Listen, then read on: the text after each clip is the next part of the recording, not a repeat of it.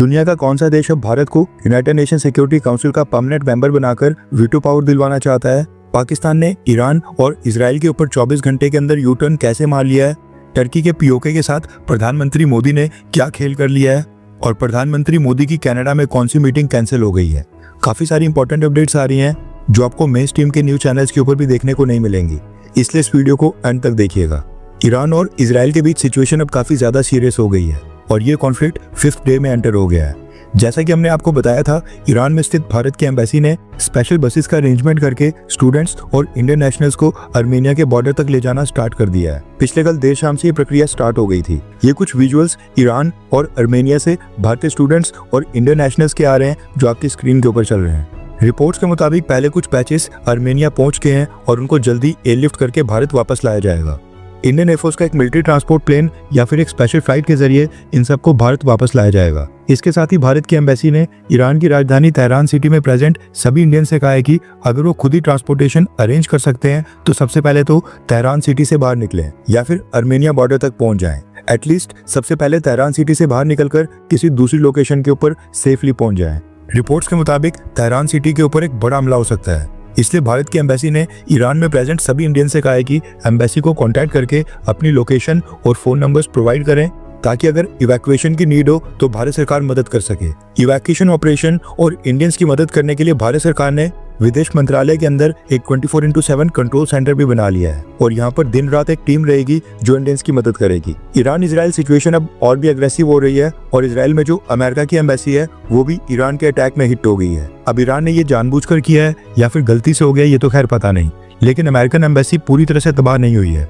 बताया जा रहा है कि इजराइल में स्थित अमेरिकन एम्बेसी का एक सेक्शन डैमेज हुआ है और इस हमले के बाद अमेरिका के प्रेसिडेंट डोनाल्ड ट्रंप ने भी अपना कनाडा का दौरा बीच में ही छोड़ दिया है। डोनाल्ड ट्रंप G7 समिट को अटेंड करने के लिए कनाडा गए थे, लेकिन बीच में ये समिट कंप्लीट किए बिना वो वापस से अमेरिका चले गए हैं। प्रधानमंत्री मोदी को डोनाल्ड ट्रंप के साथ एक बायलैटरल मीटिंग भी करनी थी, लेकिन डोनाल्ड ट्रंप प्रधानमंत्री मोदी के लैंड होने से कुछ ही घंटे के अंदर ही वापस अमेरिका चले गए, इसलिए डोनाल्ड ट्रंप और प्रधानमंत्री मोदी की बायलैटरल मीटिंग नहीं हो पाएगी। व्हाइट हाउस ने कहा है कि इजराइल ईरान सिचुएशन के कारण ही डोनाल्ड ट्रंप को G7 समिट बीच में छोड़ना पड़ रहा है। प्रधानमंत्री मोदी अब कनाडा में बाकी वर्ल्ड लीडर्स के साथ मीटिंग करेंगे। वैसे ना सिर्फ भारत बल्कि अमेरिका, यूके, यूरोप समेत दुनिया के कई सारे देशों ने अब ईरान को लेकर एडवाइजरी जारी कर दी है और कहा है कि उनके सिटीजन्स तेहरान सिटी को जल्दी से छोड़कर बाहर आ जाएं। मे बी इजराइल का प्लान तेहरान सिटी को गाजा की तरह फ्लैट बनाने का हो। नेक्स्ट अपडेट आ रही है अमेरिका और पाकिस्तान के ब्रोमांस के बारे में।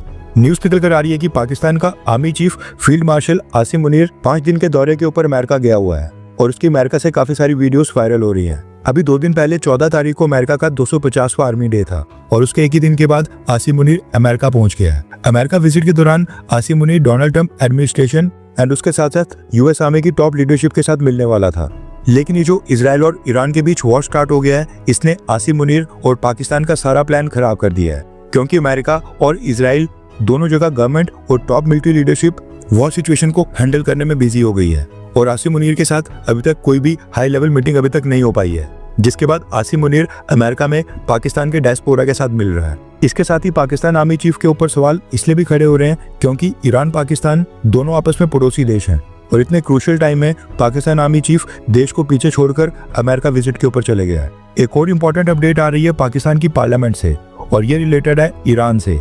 आपको याद होगा पिछले कल मैंने आपको एक न्यूज दी थी जिसमें बताया था कि ईरान के national security council member Mohsin Rezaei ने 2 दिन पहले एक इंटरव्यू में स्टेटमेंट दी है जिसमें उन्होंने बताया कि पाकिस्तान की सरकार ने ईरान की गवर्नमेंट और ईरान के सुप्रीम लीडर से प्रॉमिस किया है कि अगर इजराइल ने ईरान के ऊपर न्यूक्लियर मिसाइल से हमला किया, यानी परमाणु हथियारों का इस्तेमाल करके ईरान के ऊपर हमला किया, तो फिर उस केस में पाकिस्तान बीच में कूदेगा और फिर पाकिस्तान भी इजराइल के ऊपर अपने न्यूक्लियर वेपन्स और न्यूक्लियर मिसाइल्स फायर करेगा।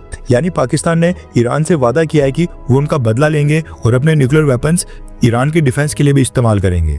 कहने का मतलब है कि जब तक इजराइल ईरान के साथ नॉर्मल कन्वेंशनल हथियार यूज करके ईरान के ऊपर हमला कर रहा है तब तक पाकिस्तान साइड के ऊपर बैठेगा, लेकिन अगर इजराइल ने ईरान के ऊपर न्यूक्लियर इस्तेमाल किया तो फिर बदले में पाकिस्तान, जो कि दुनिया का एक अकेला मुस्लिम देश है जिसके पास न्यूक्लियर वेपन्स हैं, वो मुस्लिम उम्मा की रक्षा करने के लिए अपने न्यूक्लियर वेपन्स का इस्तेमाल करेगा। अब ये स्टेटमेंट सुनकर न सिर्फ ईरान एंड पाकिस्तान बल्कि फलस्तीन से लेकर टर्की और दुनिया के कई सारे मुस्लिम देशों के लोग काफी खुश हो गए थे कि मुस्लिम उम्मा के लिए पाकिस्तान अपने न्यूक्लियर वेपन्स भी इस्तेमाल करने वाला है। लेकिन जैसे ये स्टेटमेंट सोशल मीडिया के ऊपर वायरल हुई उसके 12 घंटे के अंदर ही पाकिस्तान की तरफ से यू टर्न मार लिया गया है। सबसे पहले आप ये वीडियो देखिए। जनरल्स को कोट करके कि जी पाकिस्तान ने ये कहा है कि अगर इसराइल ने हमारे ऊपर न्यूक अटैक किया तो पाकिस्तान इसराइल के ऊपर न्यूक्लियर हमला कर देगा। ये गैर ज़िम्मेदाराना और इतनी झूठी खबर है। और पाकिस्तान का डिटरेंस इज ऑब्वियसली अल्लाह ताला ने इस मुल्क को ना सिर्फ न्यूक्लियर कुव्वत बनाया बल्कि मिसाइली कुव्वत भी बनाया हुआ है। लेकिन ये हमारी अपनी सिक्योरिटी के लिए है, हमारी अपनी स्टेबिलिटी के लिए है, इस रीजन में स्टेबिलिटी के लिए है। वरना 9/11 के बाद दोनों फौजें 11 महीने eyeball to eyeball खड़ी रही। अगर ये ना होता तो शायद पता नहीं क्या हो जाता उस वक्त, क्योंकि इंडिया को तो कोई मौका चाहिए था। तो हमने कोई ऐसी स्टेटमेंट, हमारी तरफ से कोई ना स्टेटमेंट किसी ने दी है।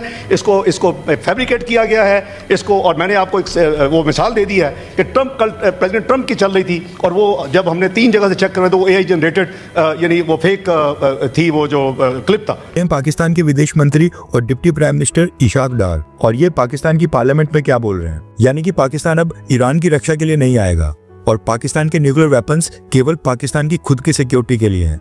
ये कहना है पाकिस्तान का और पाकिस्तान के विदेश मंत्री का। मे भी अमेरिका से कॉल आ गई हो तभी ये सफाई पेश की जा रही है। न्यूक्लियर वेपन्स तो यूज करना दूर की बात है, यहाँ पर न्यूज निकल कर आ रही है कि पाकिस्तान ने ईरान के साथ लगने वाली सभी बॉर्डर क्रॉसिंग्स इंडेफिनिट टाइम के लिए बंद कर दी हैं। पाकिस्तान और ईरान के बीच 905 किलोमीटर का लंबा बॉर्डर है और इस पर कई सारी बॉर्डर क्रॉसिंग्स हैं। ये सब पाकिस्तान ने अगले आदेश तक के लिए बंद कर दी हैं। अब इससे ईरान से कोई भी व्यक्ति पाकिस्तान के अंदर एंटर नहीं हो सकता है। इसके अलावा कनाडा से भी एक इंटरेस्टिंग न्यूज निकल कर आ रही है। दरअसल डोनाल्ड ट्रंप जिस समय कनाडा में बाकी G7 लीडर के साथ मीडिया को संबोधित कर रहे थे, वहां पर उन्होंने कहा कि रशिया भी G7 में प्रेजेंट होना चाहिए था। यानी कि पहले जब रशिया की इंक्लूजन के साथ G8 समिट हुआ करता था, वैसा कुछ दोबारा होना चाहिए था।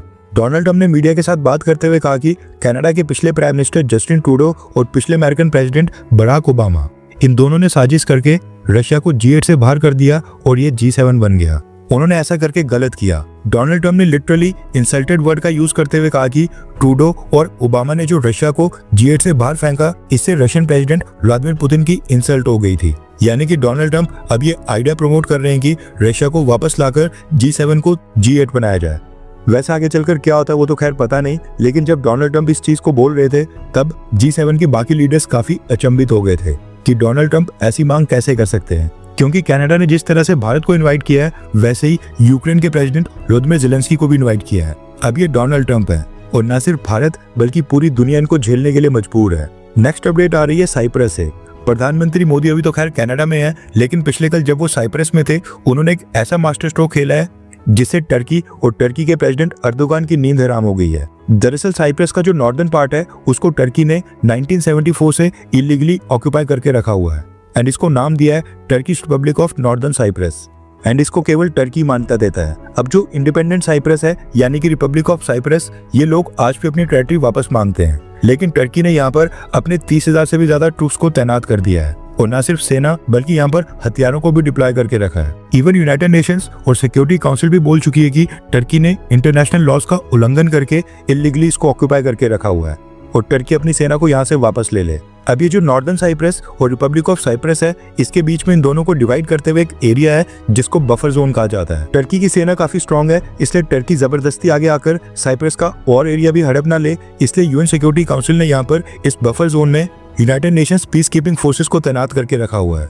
अब प्रधानमंत्री मोदी ने क्या किया कि सबसे पहले तो साइप्रस जाकर साइप्रस की टेरिटोरियल इंटीग्रिटी के ऊपर साइप्रस की सरकार को समर्थन दिया एंड उसके साथ ही भारत ने कहा कि नॉर्दर्न साइप्रस के इशू के ऊपर हम यूनाइटेड नेशन सिक्योरिटी काउंसिल के रेजोल्यूशंस के आधार पर इस पूरे मुद्दे का निपटारा चाहते हैं, जो कहता है कि टर्की ने इसको इलीगली ऑक्यूपाई करके रखा हुआ है और टर्की यहाँ से अपनी सेना को वापस ले। इससे भी एक कदम ऊपर जाते हुए प्रधानमंत्री मोदी ने क्या किया कि ये जो रिपब्लिक ऑफ साइप्रस और टर्किश ऑक्यूपाइड नॉर्दर्न साइप्रस है, उनके बीच का ये जो बफर जोन है, प्रधानमंत्री मोदी वहां पर भी पहुंच गए, वहां पर साइट सीइंग भी की और साइप्रस के प्रेसिडेंट खुद ही प्रधानमंत्री मोदी के साथ फ्रंट लाइन के ऊपर गए और उनको दिखाया कि टर्की ने कैसे और कहां तक इलीगली ऑक्यूपाई करके रखा है। अब ये सेम वैसा हुआ कि कोई फॉरेन लीडर पीओके के बॉर्डर के ऊपर चले जाए, इसलिए इसको बड़ी चीज माना जा रहा है। अब साइप्रस भारत के सपोर्ट और प्रधानमंत्री मोदी के कंट्रीब्यूशन से इतना खुश हो गया कि साइप्रस ने प्रधानमंत्री मोदी को अपने देश का हाईएस्ट सिविलियन ऑनर भी दे दिया और उसके साथ ही भारत के लिए अनाउंस किया कि यूनाइटेड नेशन सिक्योरिटी काउंसिल में परमानेंट मेंबरशिप के लिए भारत की जो बिड है, यानी कि वीटो पावर के लिए भारत का जो प्रयास है, हम उसमें भारत का समर्थन करते हैं और सिक्योरिटी काउंसिल में रिफॉर्म्स के बाद परमानेंट मेंबरशिप के लिए भारत को वोट करेंगे। इसके अलावा साइप्रस के प्रेसिडेंट रेड कार्पेट के साथ प्रधानमंत्री मोदी को रिसीव करने खुद ही एयरपोर्ट के ऊपर भी आए थे। टेररिज्म से लेकर ट्रेड, टूरिज्म और इन्वेस्टमेंट के ऊपर दोनों देशों के बीच कई सारे एग्रीमेंट और अनाउंसमेंट भी हुई, जिसमें से सब कुछ मेन मैंने आपको बता दिया है। अब देखा जाए तो टर्की और टर्किश प्रेसिडेंट अर्दोगान ये अगर अपनी लिमिट्स को क्रॉस कर रहे हैं और युद्ध के दौरान भी पाकिस्तान को सपोर्ट करेंगे तो प्रधानमंत्री मोदी का ये कदम बनता ही है। और प्रधानमंत्री मोदी की ये साइप्रस विजिट काफी ज्यादा इंपॉर्टेंट हो गई थी, वरना साइप्रस काफी छोटा सा देश है एंड अकेले हरियाणा के अंदर ही 5 साइप्रस जितने देश निकल आए। अब देखना ही होगा कि टर्की का क्या रिएक्शन आता है और हम उसको भी कवर करेंगे। इसके अलावा ये वीडियो गाजा से काफी वायरल हो रही है, जो आपको भी देखनी चाहिए। दरअसल इजराइल डिफेंस फोर्सेस ने अब गाजा के अंडरग्राउंड टनल्स की आउटिंग से कंक्रीट भरना स्टार्ट कर दिया है। टनल्स का नेटवर्क काफी कॉम्प्लेक्स है, जो कि गाजा के मिलिटेंट्स ने कई सालों से बनाया है, इसलिए अब इजराइल डिफेंस फोर्सेस ने इन टनल्स में कंक्रीट भरना स्टार्ट कर दिया है, जिससे अब ये टनल्स पूरी तरह से बंद हो जाएंगे या फिर हमास को नए टनल्स बिछाने पड़ेंगे। हर 24 घंटे के अंदर जियोपॉलिटिक्स में बड़े फेरबदलाव और उलटफेर हो रहे हैं और भारत के लिए नए चैलेंजेस आ रहे हैं। कोई देश अपने फैसले से पलट रहा है तो कोई देश ब्लैकमेलिंग के ऊपर उतर आया है। सभी देश एक दूसरे को नीचे लगाने की कोशिश कर रहे हैं। इन सब के बीच हमारा भारत किसी भी देश से पीछे न रह जाए, इसके लिए मोदी सरकार लगातार कोशिशें कर रही है। एंड भारत की foreign policy, defence news, economy और ग्लोबल अफेयर्स का सही एनालिसिस हमारे चैनल इंडियन अफेयर्स का मिशन है और ये मिशन आपके सपोर्ट के बिना अधूरा है। इंडियन अफेयर्स हिंदी के ऊपर हम सभी फैक्ट्स और डेटा बिल्कुल सरल भाषा में एनालाइज करते हैं, बिना किसी एजेंडा के। अगर आप चाहते हैं कि इंडियन अफेयर्स का सही और ऑथेंटिक एनालिसिस आप तक लगातार पहुंचे तो इस वीडियो को लाइक करें और हमारे चैनल इंडियन अफेयर्स को सब्सक्राइब करके बेल नोटिफिकेशन ऑन करना मत भूलिए। आपका एक लाइक हमारे चैनल को ग्रो करने में काफी मदद करेगा और एक सब्सक्राइब ये सुनिश्चित करेगा कि आप किसी भी इंपॉर्टेंट अपडेट को मिस ना करें। अगर आपने हमारे चैनल को पहले से सब्सक्राइब किया है तो दिल से धन्यवाद। जय हिंद, वंदे मातरम।